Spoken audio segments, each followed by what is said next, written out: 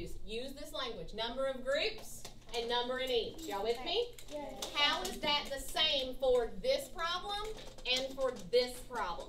How is it the same? Turn and talk. What did you have?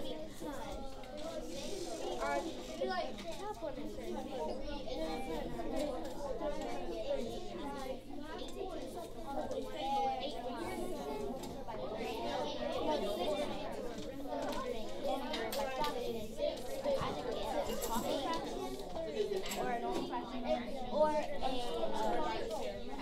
mixed number.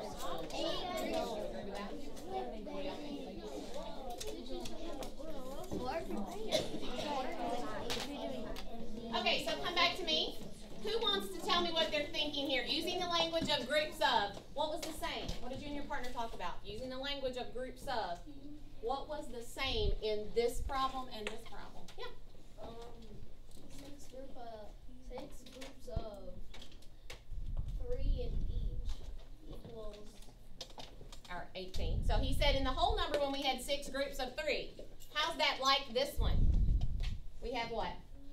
we have 8 8 groups, except the size of the group is 1/4. 1/4. So what's the connection here?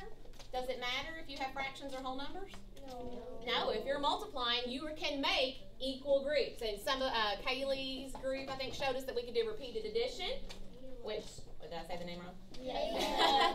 Or we could show that with multiplication or a model. So last thing I want you to look at to wrap up today, because remember, we're looking at this connection. So this was the second problem, where we had the guest eating a third a bag of chips. Look at this model here.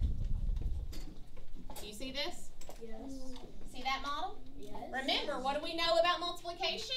It's the number of groups and the size of the group, or the number in each. I'm going to change that to size of as well, the group, because it's kind of the size of the group or the number in each group. So where do you see that here?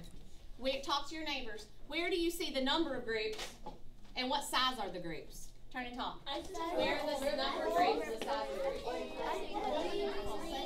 The number of groups is I see. How many groups is he showing?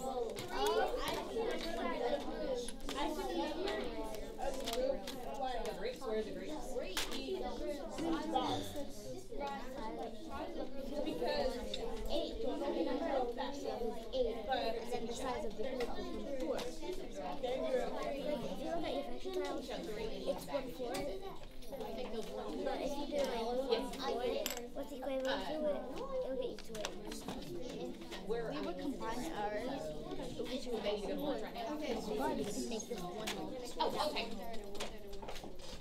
Okay, so let's go back. Where did you and your partner talk about, did you see the number of groups? Do you see the number of groups? What do you think, Ava? Each box is like 1 person because there's 8 people. Oh, so this is 1 person, 2 persons, 3 persons. Why do you think that there are 3 in each of these? What are these little, what's this represent, and this represent, and this represent? What do you think? Groups are bags of chips, right, that we're dividing up among those people. So our groups of, how many groups are there? 3. There's 3 in each one, right? And there's So this is person 1, person 2, person 3. Is that all the people coming to my party? No. No. How many do I need? How many groups do I need?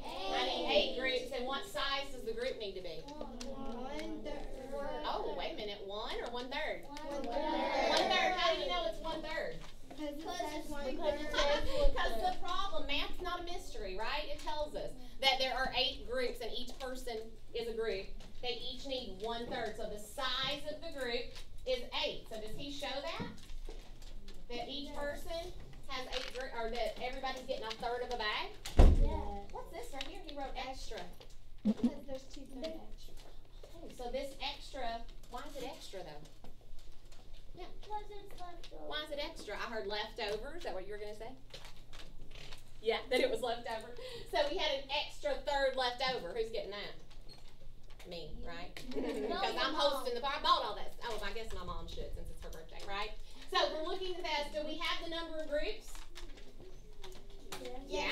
And the size of the group? Yes, ma'am. Yeah. So the connection is the same whether it's multiplication of whole numbers or multiplication of fractions. Okay? So were you able to model it today? Yes. Yeah, it looks like you did. Write it as an equation.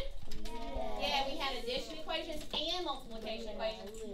those of you who are sitting at your seat, as you're walking back to your seat, I want you to think about, how do you feel about this? Do you see the connection between multiplication of whole numbers and the multiplication of whole numbers and fractions? And then I'm going to give you your exit ticket.